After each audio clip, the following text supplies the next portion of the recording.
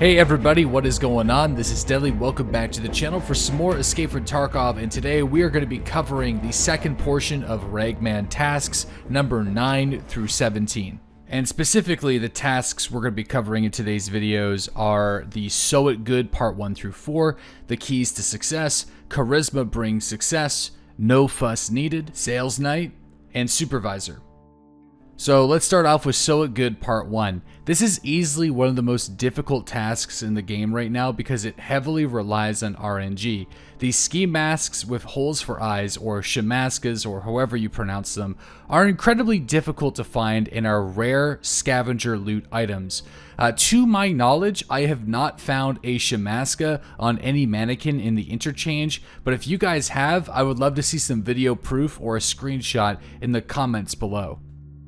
So let's start talking about how I obtained my shamaskas and my strategy. Basically, while I was completing some other Ragman tasks, I would always do my scavenger raid on woods, and I would not kill any scavs at all. I would go from spawn to spawn location, checking out all of the scavengers and what they were wearing and what loot they were carrying. And this works great if you're looking for sunglasses, round sunglasses, cowboy hats, yashankas, and of course the pilgrim bags. So I also obtained the second portion of this task, which is 2 pilgrim bags, by looting scavengers at the scav house on woods. Now, I've been hearing some rumors and whispers that Customs has a higher chance to spawn shamaskas. I was unable to reproduce that, but again, it comes down to random chance.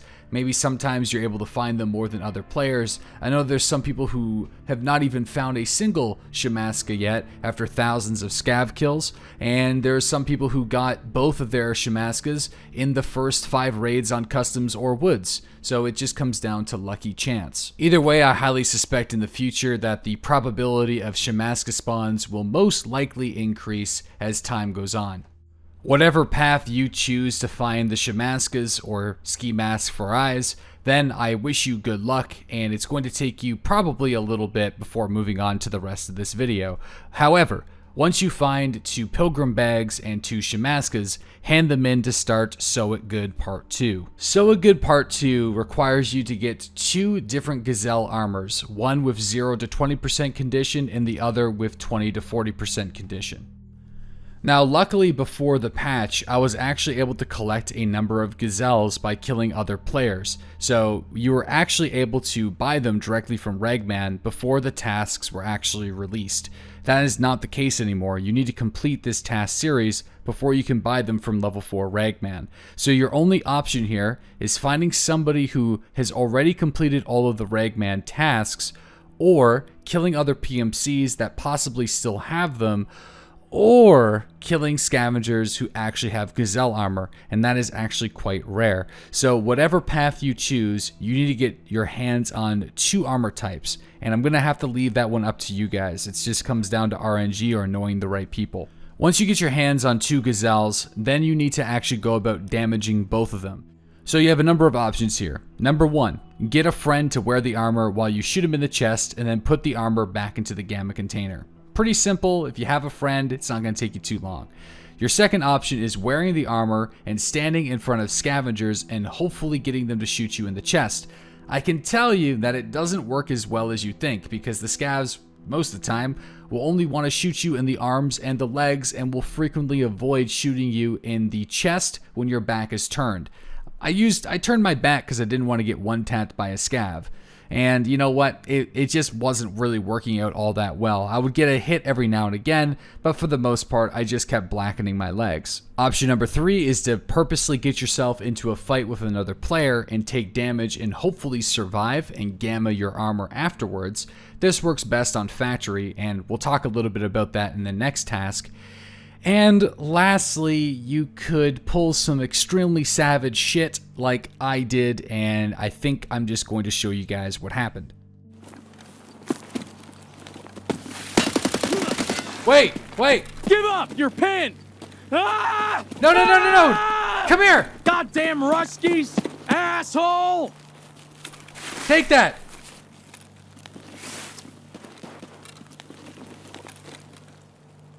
Don't gamma it! Don't gamma it! He's gonna gamma it. Oh! Dude, I was gonna shoot him. Oh, who is it? Who is his name? I thought he was gonna, it looked like he was making room to put it into his gam, and I was like, we have to stop this before he does it. I thought he was gonna steal it.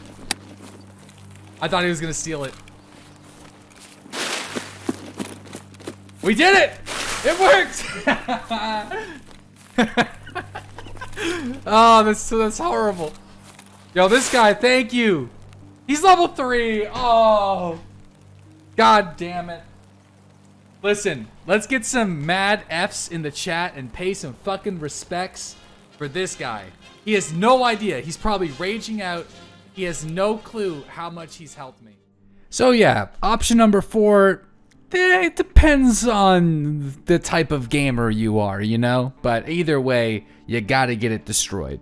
It's important to note that you can actually adjust the repair slider to get your exact repair durability whenever you have an armor destroyed to 0. So actually getting one to 0 or getting 2 armors to 0 is actually a good idea because you can control the percentage on how much you can actually repair. Once you hand in both the armors, you can start part 3, which is a near identical task, but this time you have to use 4 armor. And I know what you're thinking, ah shit, this is going to be so much more difficult, but it's not. Getting your hands on 4 armor is a lot easier than Gazelle's because you have a number of trade options. So let's talk about what those are. So your first option is buying one from the mechanic with 2 Bitcoin, and if you've done the gunsmithing tasks, then you should have been rewarded a number of Bitcoin. So if you didn't sell them, then you'll be able to get 4 armors rather easily that way, or you can refer to my gold chain farming video, and Bitcoins frequently spawn where treasure loot does, so I'll include that in the description box below.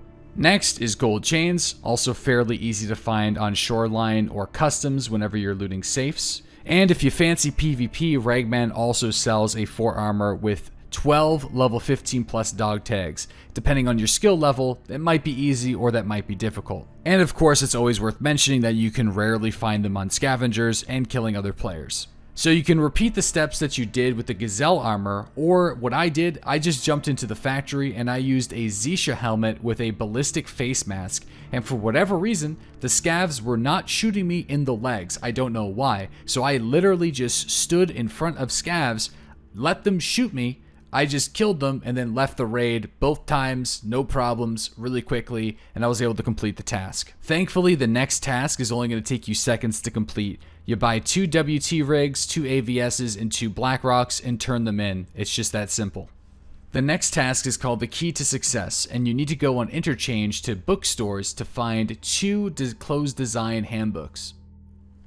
Now, I'll include a map in the description box below that shows you the Interchange store locations, but the first bookstore is going to be on the first level, and it's directly across from the Costin clothing store. You needed to go there for a previous task. Now, once inside, you want to go to the middle of the store and there's going to be bookshelves. In the third bookshelf from the cash register, on the bottom shelf, you're going to be seeing a book that's leaned over. I know it's very dark in the video, but just use that as a reference. The third bookshelf from the cash register.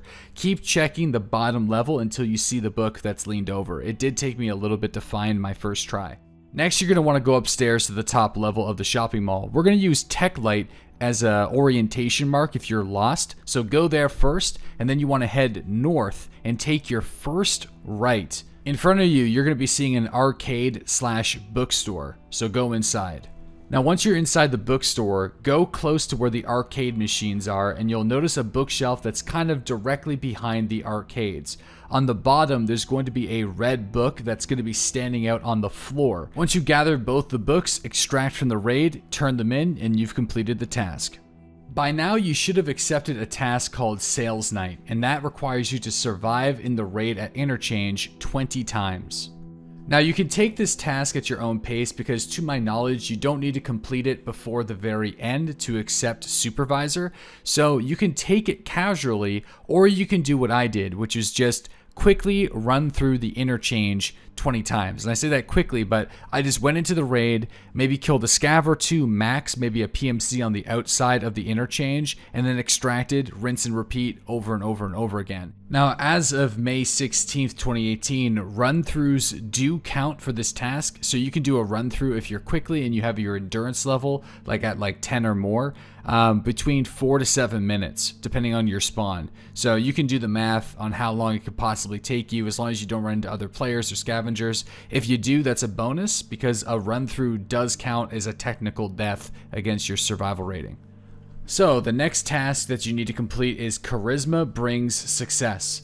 And at this point, if you are level 40 or above, there's a good chance that you are level 10 Charisma or close to it. So I always knew that you gain Charisma through somewhere in the looting process, but I wasn't actually exactly too sure what was going on. I knew you gained some perception experience when you looted bodies, you gained attention experience when you looted containers, but I always gained some charisma experience as well. And I stumbled onto a video by a YouTuber named This Is Pestily, and he broke it down with a few friends on how charisma currently works in the game. So you gain charisma experience whenever you drag an item off a body into your inventory, or an item from the ground into your inventory. So all that you need to do to level charisma is kill a bunch of scavengers or players and drag as much loot into your inventory and drop it. Over a decent amount of time, you'll gain charisma experience. Honestly, I really don't know why the developers decided to do charisma this way. It's definitely just placeholder. It will eventually be tied to something directly with bartering and completing tasks with traders. Until then, that's just the way it's done. So for no fuss needed, you actually need to get Therapist Reputation to level 2. However, I know this is most likely going to change to level 3 or possibly level 4 in the future because it's so late in the Ragman task tree, so just be prepared for that to change. But if for whatever reason you don't have Therapist level 1, or if you don't have Therapist level 4 at this point, check the link in the description box below to a therapist task guide for healthcare privacy and her core tasks. Some of them have changed since I've uploaded that video, but for the most part, they're pretty much the same. And the last task in the tree. This is called Supervisor, and it requires you to get the Gaussian cash register key, but it doesn't provide you with any hints to do so. In the video description box, I'll include a link by a Reddit user named Sussaman, who has a complete guide on where to find each key for Interchange, including the Gaussian cash register key, and I'll also show you in this video. So you're going to have to go to Customs, and you want to go to the new gas station, so I highly recommend that you spawn on Boiler side because this key is highly competitive, because not only do people need it for this task, it is also one of the best interchange keys for making money, which is why Ragman wants it so bad. And for those that were wondering, yes, I did keep track. It took me 18 tries before I got the key, and I wasn't streaming or recording at the time, so I took a screenshot. I first started doing it with full gear and just going to daylight customs, and then I started taking APS on night customs, and then I just started doing hatchet runs to try to get it, and sure enough, that's how I got it. Well guys, as of May 16th, 2018, that is every single Ragman task in the game, and once you've completed the Supervisor task, you now have the ability to buy Gazelles to help out your buddies complete other Ragman tasks. And the Gazelle armor is one of the best in the game, and some people even consider it the best because of the low mobility you get with the forearmor, so you'll have access to some pretty epic defense. As always guys, if you find this video useful, I highly recommend that you subscribe for more Escape from Tarkov guides and gameplay, and also share this video around to your friends who might be struggling completing these tasks. Good luck everybody, and I'll see you guys in the next one.